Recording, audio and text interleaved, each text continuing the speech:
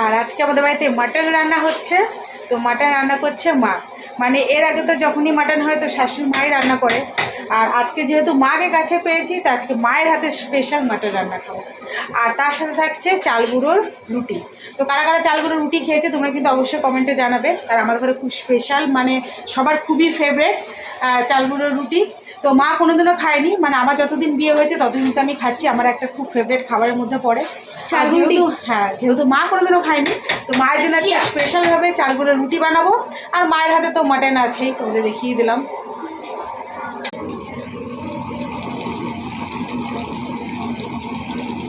একেবারে খাইতে পারি, ভেরি গুড।